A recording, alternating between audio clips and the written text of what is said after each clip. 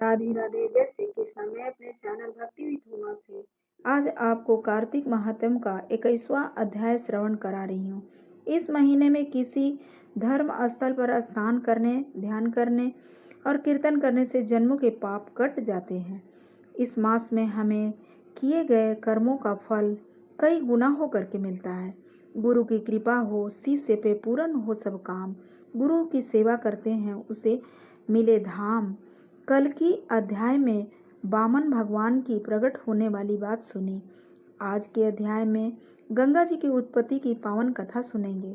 सुना रही हूँ मैं हरि के चरणों में शीश नवाए। कार्तिक मास का सुनो 21वां अध्याय। बोलो कार्तिक महात्म की जय, कार्तिक के ठाकुर जी की जय।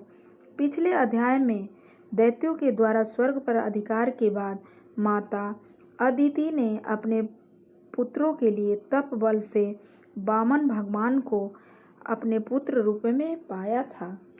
अब राजा बलि ने शुक्राचार्य को अपना आचार्य बना करके एक बड़ा भारी यज्ञ प्रारंभ किया, जिसमें लक्ष्मी जी सहित अभिषेक करने के लिए भगवान विष्णु का आवाहन किया। उसी समय भगवान विष्णु वहां ब्रह्मचारी के रूप में आ गए। भगवान के इस रूप को देख करके ऋषि लोग पहचान गए। आचार्य शुक्राचार्य ने राजा बलि को एकांत में बुलाकर समझाया कि हे राजा, विष्णु तुम्हारा राज्य लेने के लिए अदिति के यहाँ जन्म लेकर तुम्हारे यज्ञ में आया है, अतः तुम उसे कुछ भी मत देना। शुक्राचार्य ने कहा कि मेरी बात मानो। नीति कहती है कि अपनी बुद्धि ज़्यादा गुरु की बात को मानना चाहिए, यही लाभदायक होता है, इसी में भला है। बल्कि कहने लगा कि आप अधर्म की बात क्यों करते हैं। बलि ने कहा, द्वार पर आए याचक को दान देना अधर्म की बात मानी जाती है, और यदि भगवान विष्णु ही याचक बनकर आए हैं तो मेरे लिए इससे बढ़कर सौभाग्य की बात और क्या होगी। मैं पिछले जितने भी यज्ञ किए हैं उस सब में भगवान की प्रसन्नता के लिए ही मैं किया हूँ यज्ञ, इसलिए ये तो जो भी मांगेंगे मैं अवश्य ही दूंगा।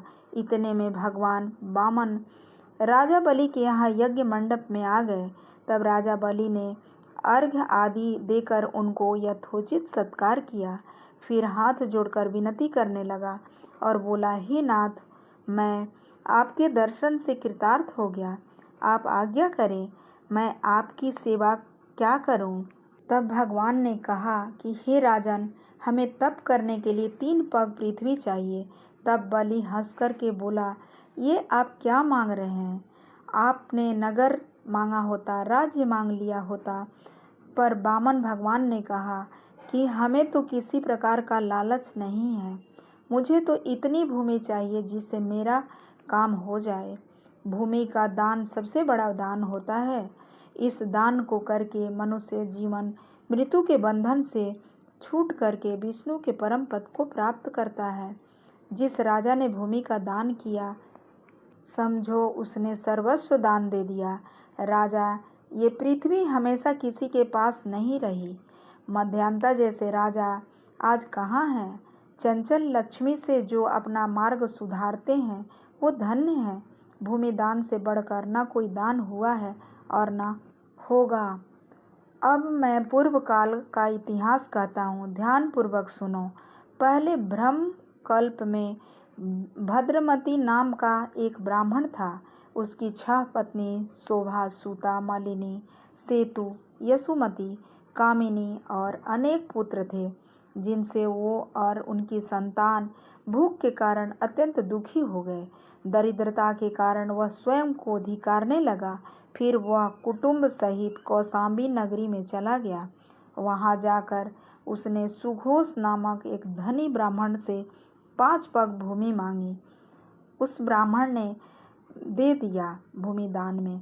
इस भूमि को दान में लेकर सुघोष जी को विष्णु जी का परम पद प्राप्त करवाया।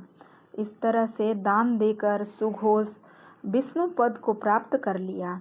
और भद्रमती ब्राह्मण ने भी भूमि दान में लेकर दूसरे को फिर से दान दे दिया, जिससे मोक्ष पाया। अतः हे राजन, हमें 3 पग धरती दे दो, जिससे हमें भी मोक्ष का साधन प्राप्त हो। ये बात सुन कर के राजा टोटी वाला लोटा लेकर भूमि का संकल्प करने के लिए तैयार हो गया। तब शुक्राचार्य अति सूक्ष्म रूप बना करके राजा बलि का संकल्प करने से रोकने के लिए लोटे की टोटी में जाकर बैठ गए।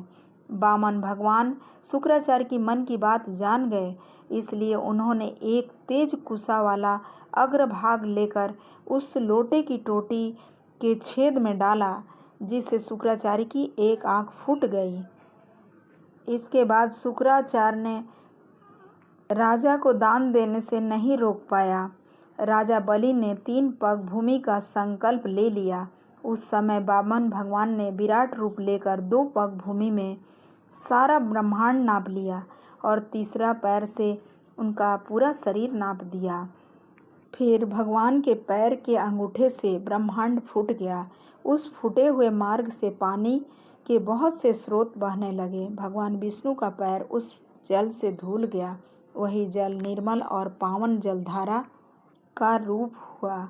वही जल ब्रह्मा आदि देवताओं को पवित्र करता हुआ सप्त ऋषियों से सेवित सुमेरु पर्वत के ऊपर बढ़ा तथा गंगा के नाम से विख्यात हुआ।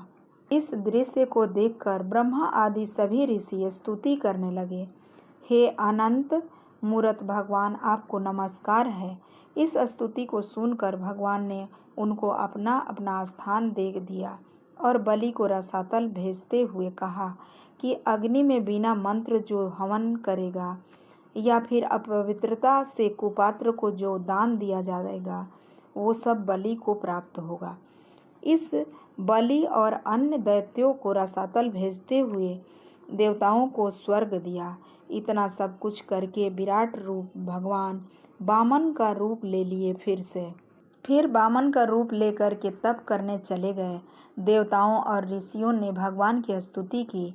इस प्रकार भगवान के पावन चरणों से गंगा जी की उत्पत्ति हुई, जिसके स्नान और स्मरण से जन्म जन्मांतर के पाप नष्ट हो जाते हैं। इस तरह कार्तिक महात्म्य का 21वां अध्याय का विराम हुआ। अगले अध्याय को कल सुनेंगे। ओम नमः भगवते वासुदेवाय। अगर वीडियो अच्छी लगे हो तो लाइक करें, सब्सक्राइब करें और एक छोटा सा कमेंट दें।